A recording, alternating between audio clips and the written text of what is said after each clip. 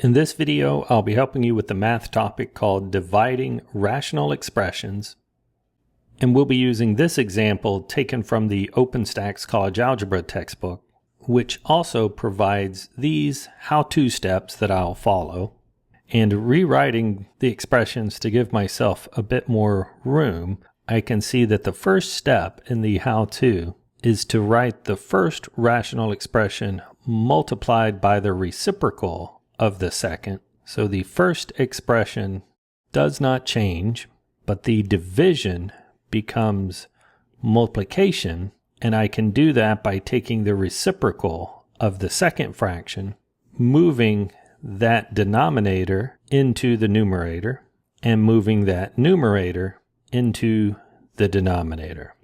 So now we no longer have division, we've changed that to multiplication. Next, we can factor the numerators and the denominators. So pretty much everywhere that we can, we will factor. In our first fraction here, we have a trinomial with leading coefficient of 2. So I know that this will factor as a 2x and an x, and that my choices for the second part are the factors of -6, which means either 1 and 6 or 2 and 3, and the signs must be different. When I multiply it out, I need to get back to a positive 1x, and I can see that that will work if I put the 2 here and the 3 here. This would give me a 4x and a 3x. If the 4x is positive and the 3x is negative, those will combine to be my 1x. So this factoring works. In the denominator, I recognize that as the difference of two squares, which will factor into an x minus 1 and an x plus 1. Then in our second fraction, the numerator is a trinomial leading coefficient of 1, so this would factor as x and x. The only option that I have here for 1 is 1 times 1. Putting those both in with positives does give me a 1x and a 1x that add up to 2x, so this factoring works.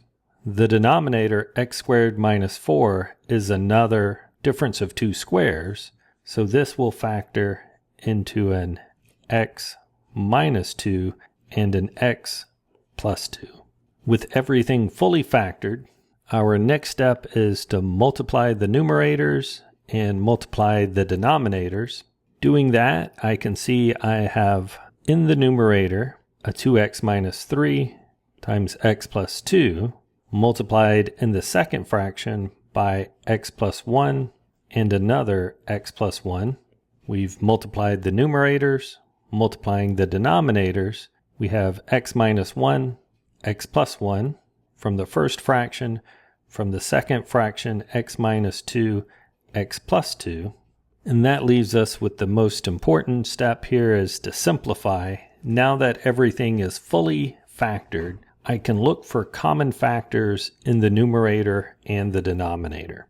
Those common factors will cancel, and here I can see I have an x plus 2 in both the numerator and the denominator. I also have an x plus 1 in both the numerator and denominator. With those being the only factors that cancel, I can now write this with the numerator only having the 2x minus 3 and x plus 1, and the denominator just having the x minus 1 and the x minus 2. And with nothing else to cancel, this is in its simplest form.